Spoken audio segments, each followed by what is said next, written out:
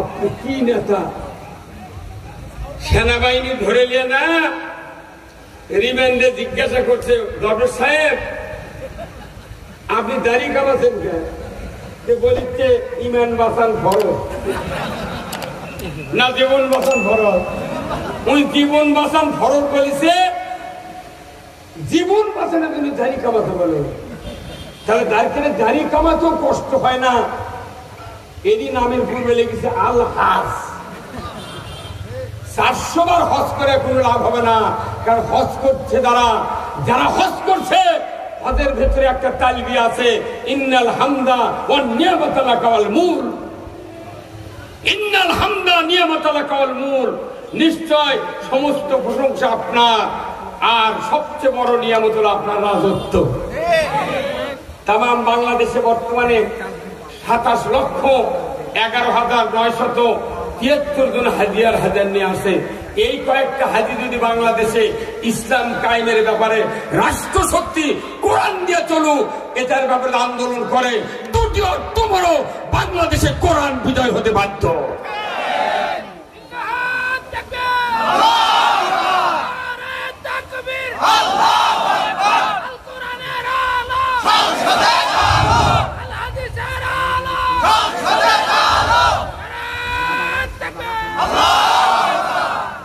আজকে খুতবাতে বলা হলো সার্কুলার, লাভ নাই। মাহফিলে বলা হলো চুরি হারাম, জানা হারাম, সুদ হারাম, পর্দা ফরজ, নামাজ কায়েম করো, এগুলো শুধু সার্কুলার, কোনো লাভ নাই। ক্ষমতা নেই তো এটা বলা আমাদের জীবন ব্যথা, একবারে ব্যথা। কিন্তু দেখেন আমরা যারা বক্তব্য দিয়ে ধর্মীয় নেতার, এরা তো রিলিজিয়াস লিডার, এনারা ধর্মীয় দিক দিয়ে মানুষকে সার্কুলার দেন। ক্ষমতা না থাকার যদি প্রত্যেকটা সার্কুলার পথে পথে মার খাচ্ছে। আর সংসদে গেছে এমপি, ওটা হলো রাজনৈতিক নেতা। আমরা হলাম ধর্মীয় নেতা, আর সংসদে এমপিরা গেছেন, ওনারা কি নেতা? রাজনৈতিক নেতা। ওনারা সার্কুলার দিচ্ছেন।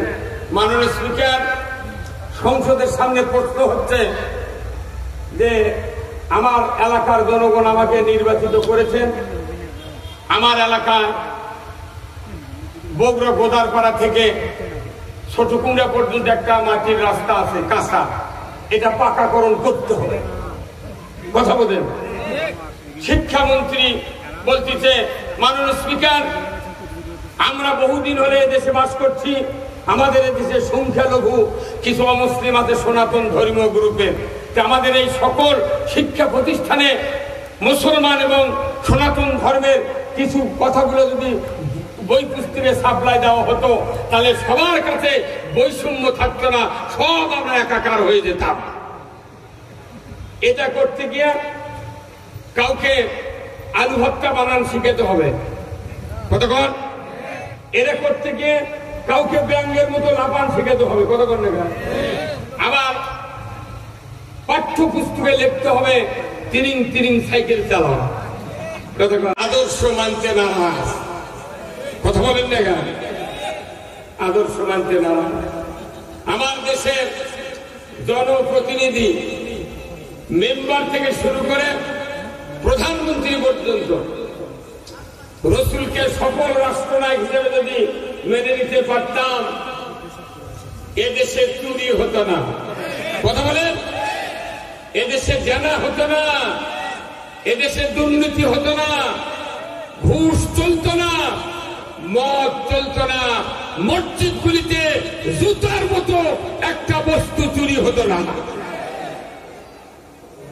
আমরা সব মানি, রসুলের নেতৃত্ব কায়েম করতে রাজি নই।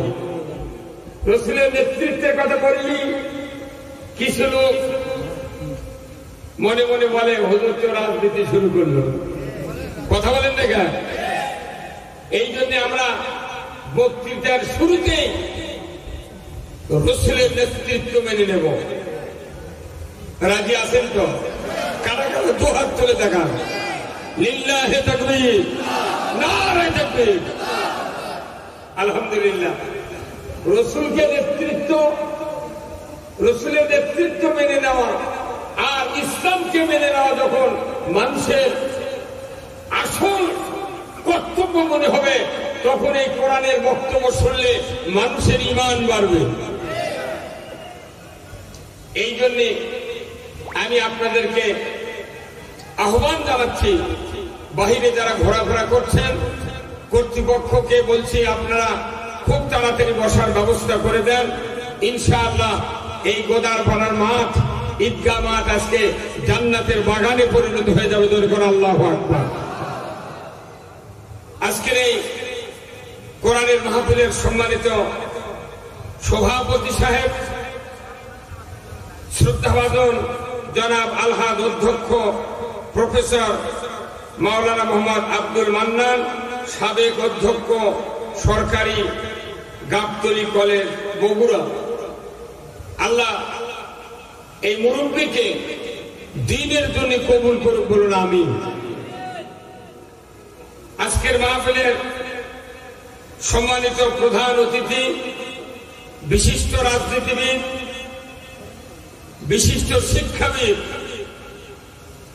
এই বগুড়ার কৃতি সন্তান জনাব মোহাম্মদ রেজাউল করিম বাদশা ভাই, সাবেক মেয়র, বগুড়া পৌরসভা ও সভাপতি বগুড়া জেলা বিএনপি, আল্লাহ ভাইজানকে দ্বীন, ইসলাম, রসুলের আদর্শ বোঝার তৌফিক দান করুন, বলুন আমিন।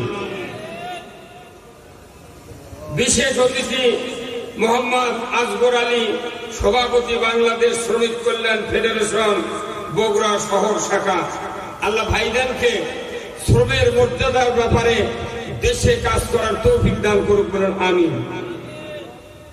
মাহফিলের মঞ্চে বসা সুধীবৃন্দ, কর্তৃপক্ষ, ইন্তেজামিয়া কমিটি বর্গ সহ সামনে বসা মুরব্বিনে কেরাম, হাজী সাহেবগণ, বিভিন্ন মসজিদের ইমাম, মুয়াজ্জিন, মুক্তাদি সহ বিভিন্ন রাজনৈতিক দলের নেতৃবৃন্দ, যুবক ভাইরা, প্রাইমারি, মাদ্রাসা, হাই স্কুল, কলেজ, বিশ্ববিদ্যালয়ের শিক্ষক মহোদয়গণ, ছাত্র ভাইরা, পর্দার অন্তরালে মা ও বোনেরা, সরকারি কর্মচারী, কর্মকর্তাবৃন্দ, ডিএসবি, ডিজিএফআই, এনএসআই, সাংবাদিক ভাইরা, কচি কাচারা এবং আজকের এই মাহফিলের প্রচার মিডিয়ার সম্মানিত মাইকালা এবং ভিডিও ম্যান ভাইরা, সবার প্রতি আমার আবার সালাম। আসসালামু আলাইকুম ওয়া রাহমাতুল্লাহি ওয়া বারাকাতুহু। কেমন আছেন?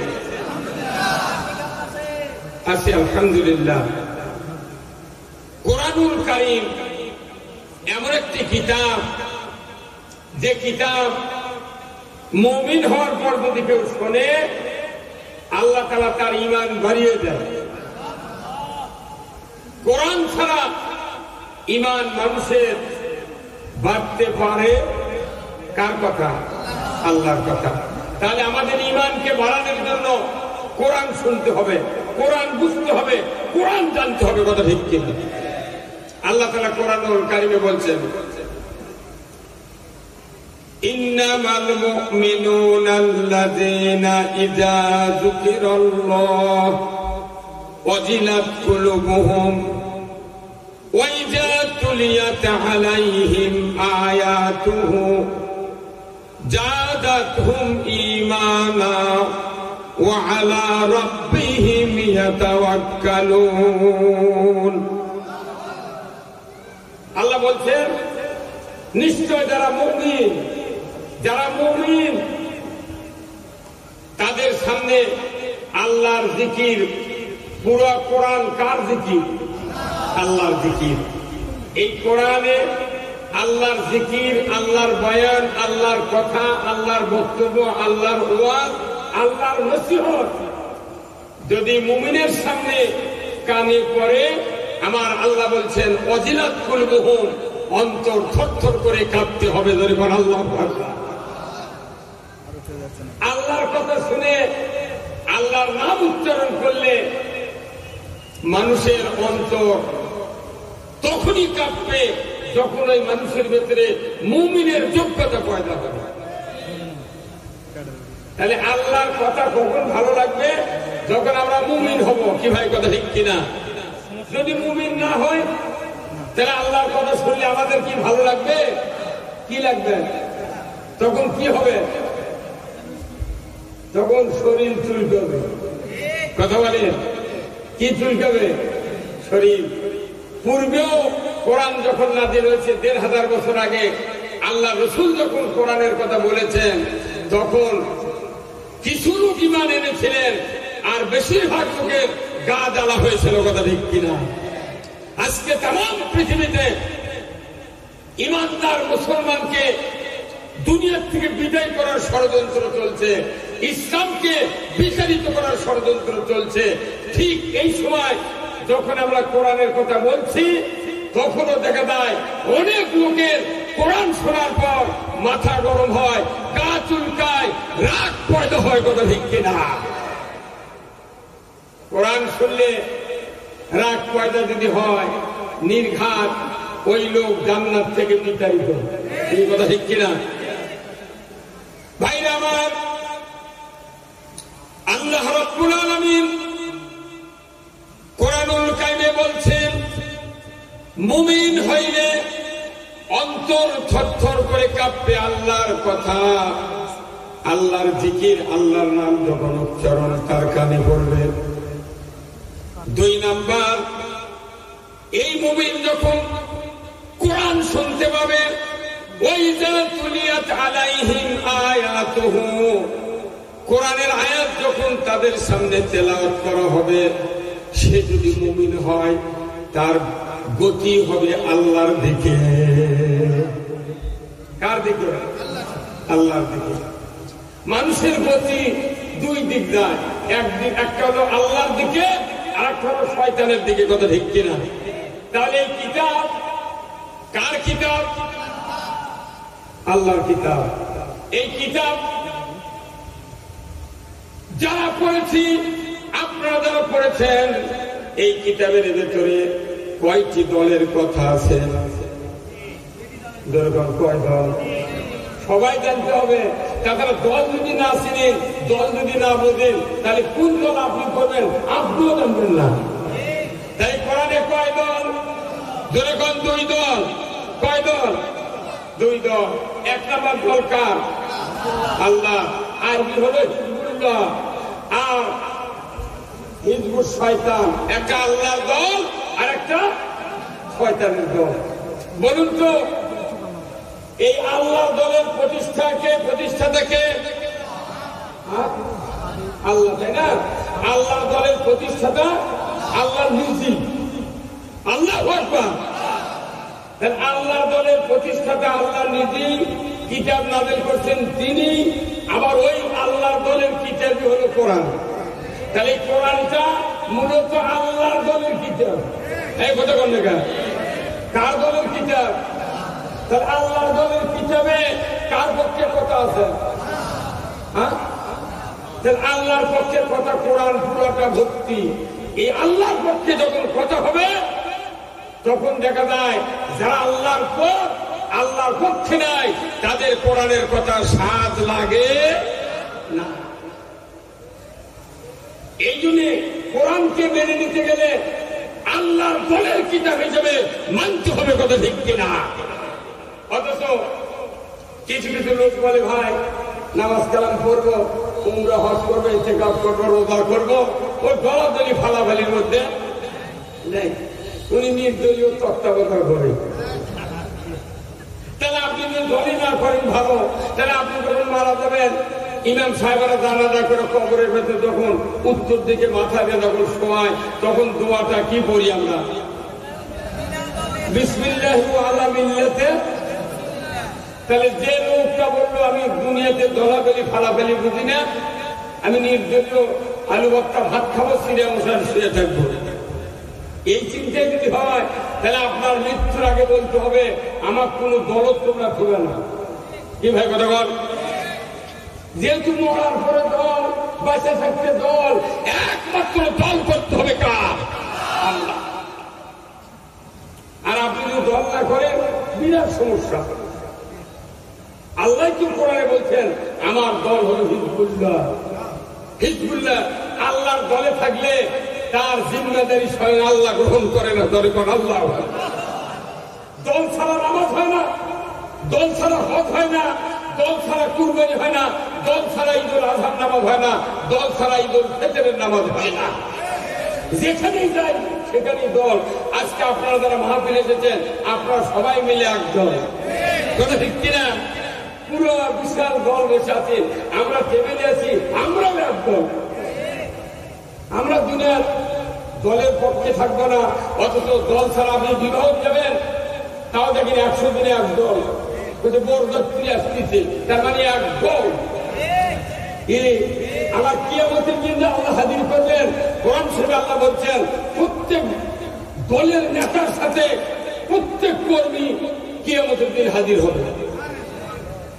কারণ আল্লাহ রাসূল বলছেন মান তাসাব্বা বি কওমিহিম ফাহুয়া মিনহুম, যে ব্যক্তি যে দলের সাথে যে গ্রুপের সাথে চলাফেরা ওঠা বসা তাহাজ্জুদ তামাদ্দুন দুনিয়াতে রত ছিল তার সাথে কিয়ামতের দিন হাসর নাসর হবে। এখন আপনি বেনামাজি সুদখোর ঘুষখোর অন্যায় অবিচারকারীর সাথে সারা জীবন ঘুরলেন, আমি ঘুরলাম, কিয়ামতের দিন ওই মুন্সিবাদীর সাথে টুপিওয়ালা দাড়িওয়ালা ভালো মানুষের সাথে কখনোই ওঠা যাবে না। যাবে? আল্লাহ তাআলা অদৃশ্য আয়াত কোরআনুল কারীম একটা দিয়েছেন, এই কিয়ামতের ময়দানে আয়াতের কার্যকারী হবে, কিন্তু দুনিয়াতে আর কার্যকারী নাই। আল্লাহ রাব্বুল আলামিন সূরা ইয়াসিনের ভিতরে বলেছেন ওয়ামতাজুল ইয়াউমা আইয়ুহাল মুজরিমুন। হাসরের ময়দানে যখন লক্ষ কোটি কোটি মানুষ হাজির হবে, ওই দিন আল্লাহ তাআলা ঘোষণা করে দিবেন ইয়া আইয়ুহাল ইয়াউমা। আল্লাহ হাসরের ময়দানে ঘোষণা করে দিবেন আজকে যারা অপরাধী নেককারের কাছ থেকে আলাদা হয়ে যাও। ওই সময় কোন বক্কার বেনামাজি সুদখোর আল্লাহ বিরোধী লোক নেককারের দলভুক্ত হতে পারবে না। যার যার মতো বাধ্য হবো আমরা আলাদা হতে। দুনিয়ার আমরা মনে করতেছি কোরআন এসেছে আমাদেরকে চুপ করে শোনা আর বাড়ির যা চিন্তা ভাবনা করা, সারা দিন রাত যা করি কোরআন নষ্ট হয়ে যাক, ইসলাম দূর হয়ে যাক, আমার কোনো মাথা ব্যথা নাই। না, হতে পারে না। কোরআন এই কিতাবটা আল্লাহ রসুলের উপর নাযিল করেছেন শুধু মানুষের দুইটা কাজের জন্য, ধরে কর আল্লাহু আকবার। আল্লাহ তাআলা কোরআনে বলছেন শাহরু রমজানাল্লাযী উনজিলা ফীহিল কুরআন হুদাল লিন-নাস ওয়া বায়িনাতিন মিনাল হুদা ওয়াল ফুরকান। রমজান মাসে কোরআন নাযিল করেছেন আল্লাহ, দুইটি উদ্দেশ্য।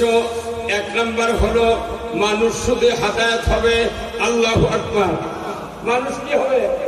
খালি হেদায়েত, খালি আল্লাহর পথে চলবে, রসুলের পথে চলবে, ইসলামের পথে চলবে, কোরআনের পথে চলবে, এটা আল্লাহর উদ্দেশ্য। আর দুই নাম্বার বায়িনাতুম মিনাল হুদা ওয়াল ফুরকান, ন্যায় আর অন্যায় পৃথক করবে। ন্যায়ের সাথে অন্যায় থাকবে না, সুদের সাথে যাকাত থাকবে না, সত্যর সাথে মিথ্যা থাকবে না, আল্লাহর আনুগত্যের সাথে শয়তানের আনুগত্য থাকতে পারে না। একই মানুষ বাংলাদেশের দুই গ্রুপ আছে, একই মানুষ বাংলাদেশের দুই গ্রুপ। এই ইসলামে একটা দল করে, আবার আরেক পীরের হাতে মুড়িদ দিয়েছে, কথা ঠিক কিনা? ই আবার এমন মাত্র ভোট দেয় ইসলাম তারাই, কথা কর। আর কয় দল হলো? 3 দল। আবার মরার পররা রসুলের দল ঢুকলাম, তার কয় দল হলো? কিয়ামতের দিন আল্লাহ কোন দল ছবি? কথা কর।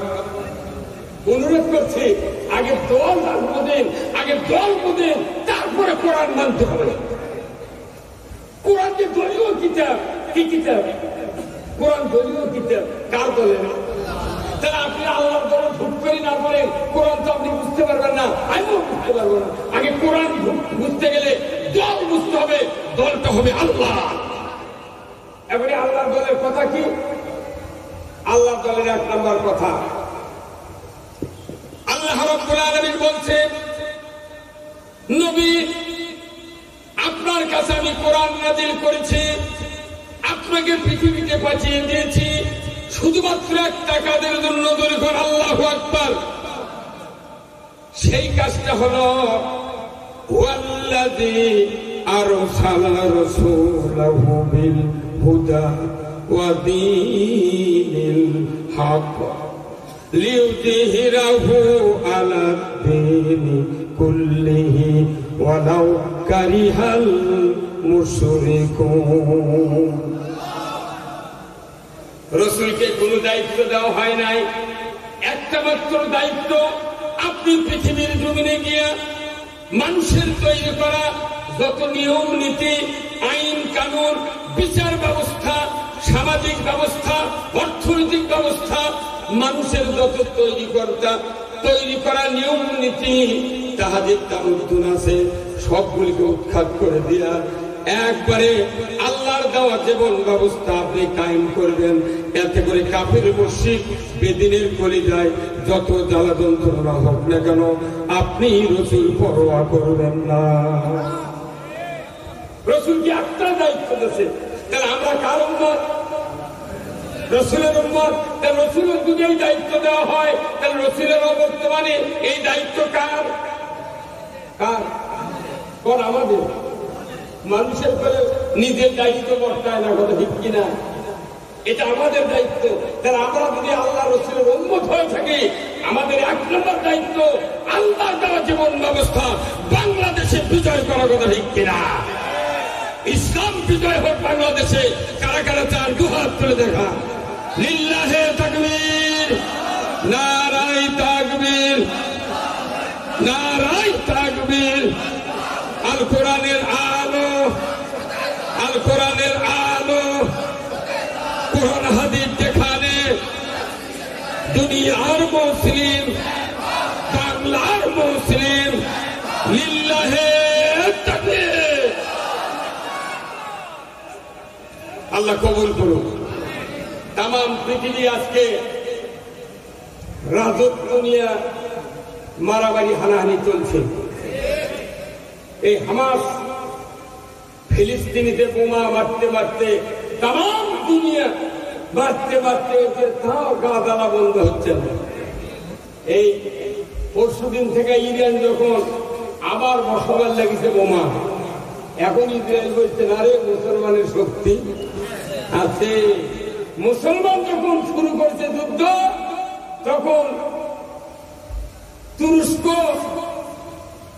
তুরস্ক নাকি ওই যে কোন রাষ্ট্র বলে, রাশিয়া, চীন, এরাও বুঝতে পারছে যে না, আমাকে না ইসরায়েলের পক্ষে চালবাজি ফেলে লাভ হবে না। আমেরিকাও হামলাও দিতে কথা দেখছি না। একবারই ইসরায়েলকে বোমা মেরে ইরান এমন চক্কে ফেলে দিয়েছে, 3 দিন হলে ইসরায়েলের আর মাথা উঁচু করে দাঁড়ানোর শক্তি না। আমরা ইমানদার হিসেবে, মুসলমান হিসেবে যারা দাবিদার, আমাদের সারা পৃথিবীতে তেমন কোন সংখ্যা নাই।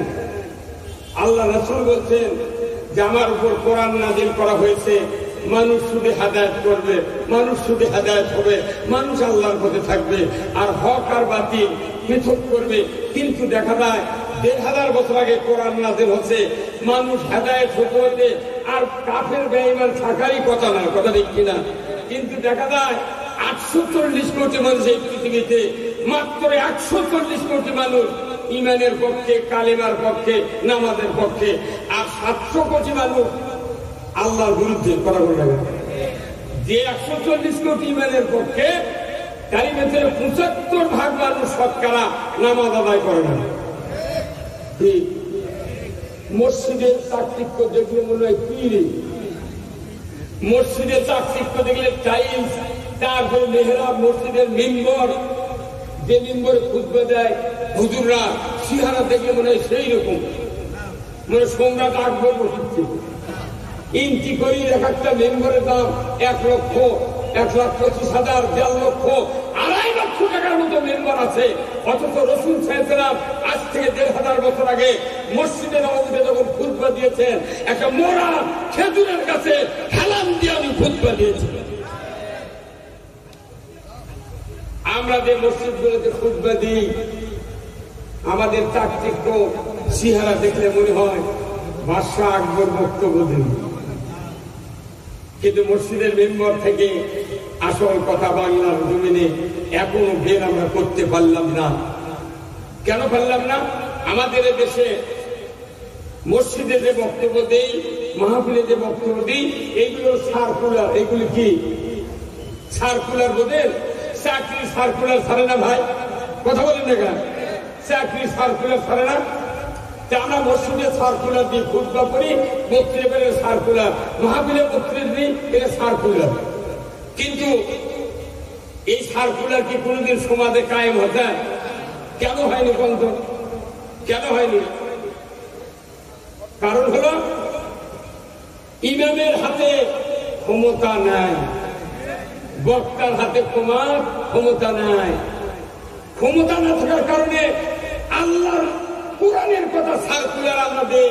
যেরকম মসজিদে দেখে আমরা খুতবা ইমামরা যখন তেলাওয়াত করি, মুসল্লিরা শোনে, সানি খুতবাত আছে, ইন্নাল্লাহা ইয়া'মুরু বিল আদলি ওয়াল ইহসান ওয়া ইতা'i যিল কুরবা ওয়া ইয়ানহা আনিল ফাহশাই ওয়াল মুনকারি ওয়াল বাগই ইয়া'iযুকুম লাআল্লাকুম তাযাক্কারুন।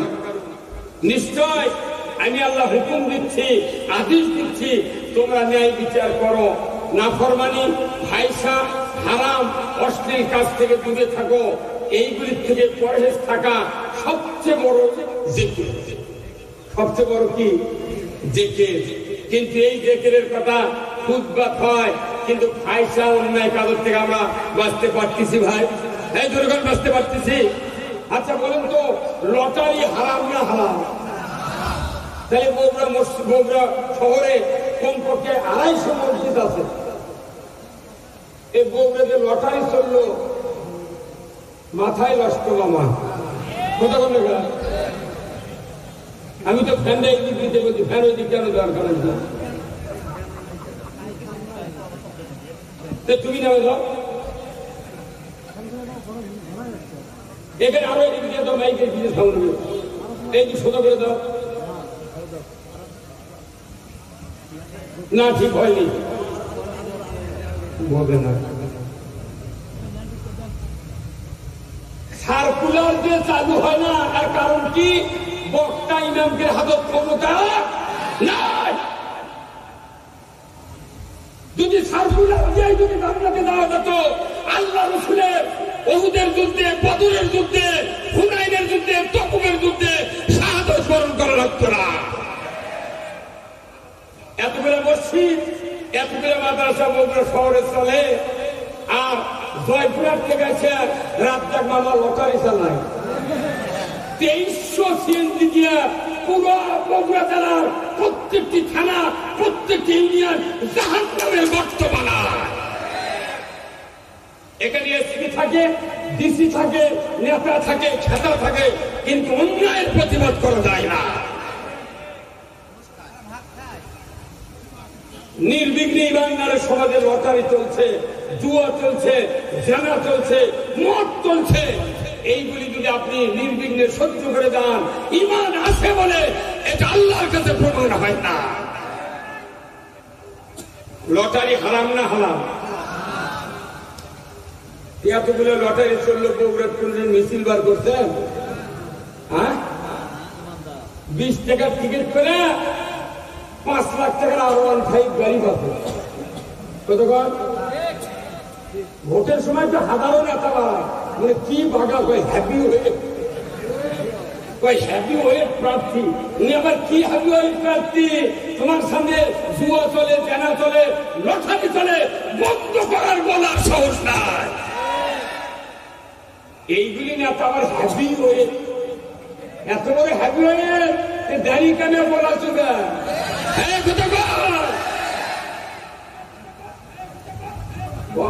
কি নেতা?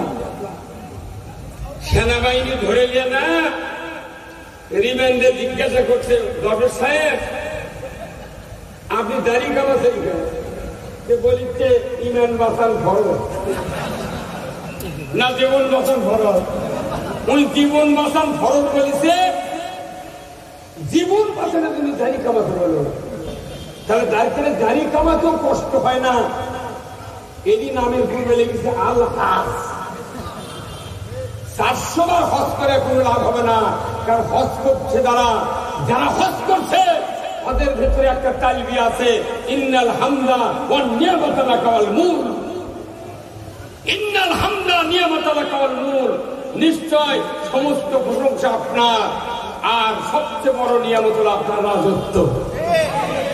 তাম বাংলাদেশে বর্তমানে 27,11,973 জন হাজিয়ার হাজার নিয়ে আসে। এই কয়েকটা হাজি যদি বাংলাদেশে ইসলাম কায়েমের ব্যাপারে রাষ্ট্রশক্তি কোরআন দিয়ে চলুক, এটার ব্যাপারে আন্দোলন করে, দুটি অর্থ বড় বাংলাদেশে কোরআন বিজয় হতে বাধ্য।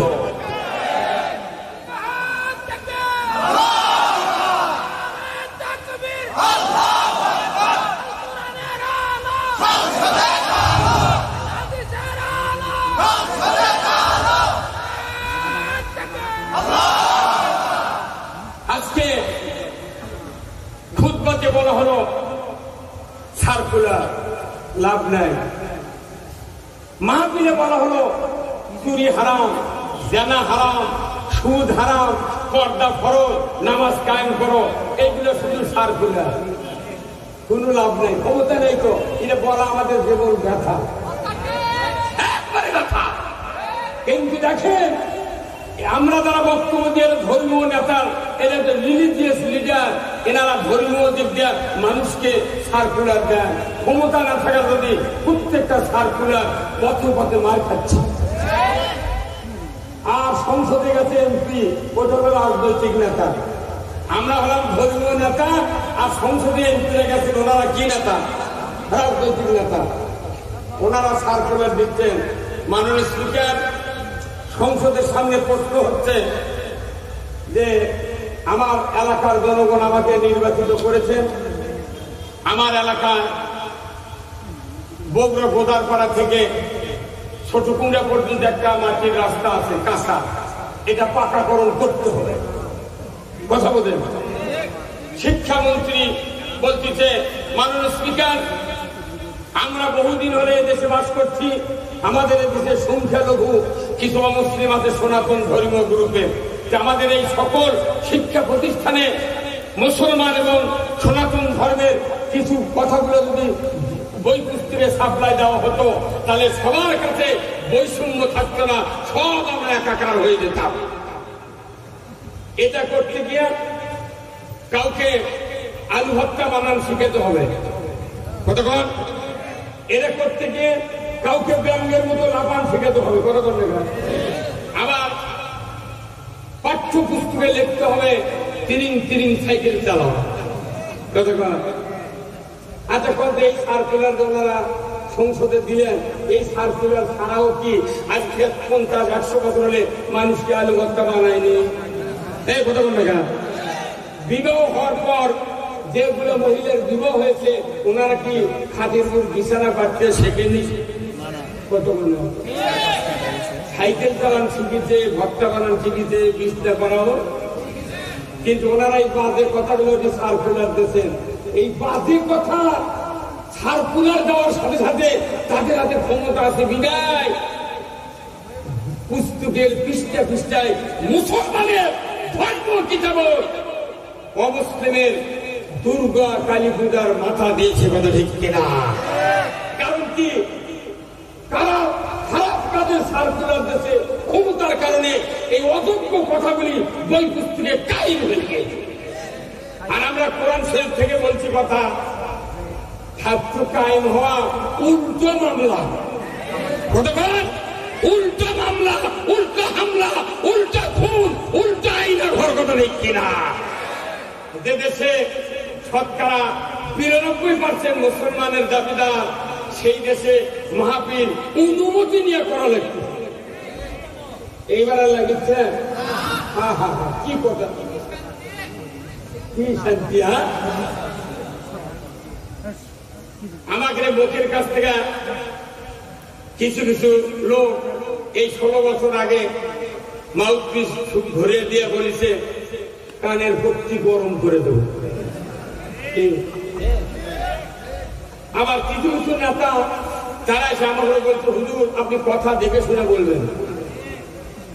আমি যখন মাথার থেকে পা পর্যন্ত দেখি যে পায়খানা করলে ঢিলে পড়ো নেওয়া মোস্তাহাব, শীতের সময় কোন ঢেল আগে গরমের সময় কোন ঢেল পরে এটাই জানে না।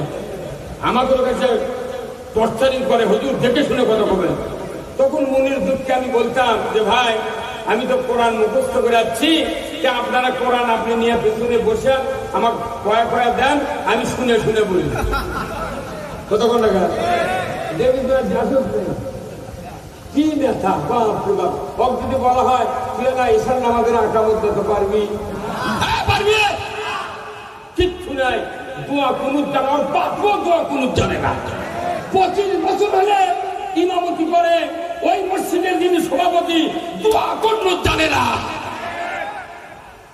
30 বছর হলে ইমামতি করে মুয়াজ্জিনি করে, মুয়াজ্জিন আযান দিতে দিতে বুড়ো হয়ে গেছে। ওই মুয়াজ্জিনের বেটা কোনদিন মসজিদে বাপের আযান শুনে মসজিদে আসে না। তাহলে আমাকে এই সার্কুলার কি থেকে যাবি না কায়েম করবেন? পারবেন পারবেন? আচ্ছা কোথায় কি করলে কায়েম হবে বলেন তো? কি করা লাগবে? সবার দায়িত্ব এই কোরআন বিজয় করা। নামাজ কায়েম করা যেরকম ফরজ, তার সে আরো 120 ডিগ্রি ফরজ হলো সমাজে আল্লাহর আইন কায়েম করা।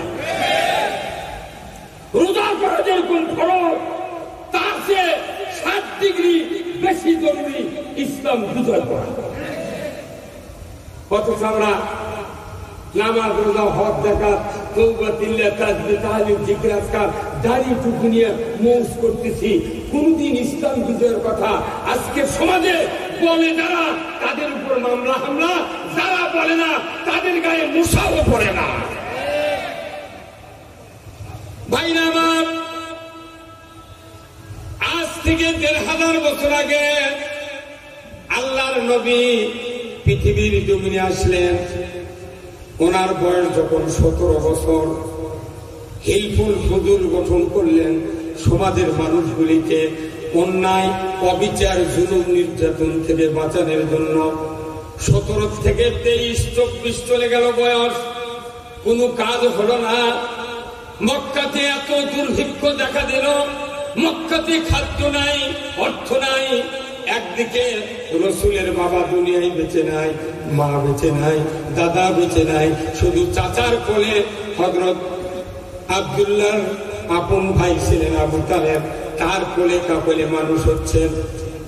একদিন হঠাৎ করে আবু তালেব বললেন, মুহাম্মদ ভাতিজা, তোমার খাওয়া পড়ার জন্য আমার দরজা উন্মুক্ত, কিন্তু অভাব দেখা দিয়েছে, কি করা যায়? একটা কর্মের ব্যবস্থা করা দরকার। মুহাম্মদ সাল্লাল্লাহু আলাইহি ওয়াসাল্লাম নবী হন নাই মাত্র 24 বছর বয়স। উনি বললেন, চাচা কি করতে হবে আপনি বলেন।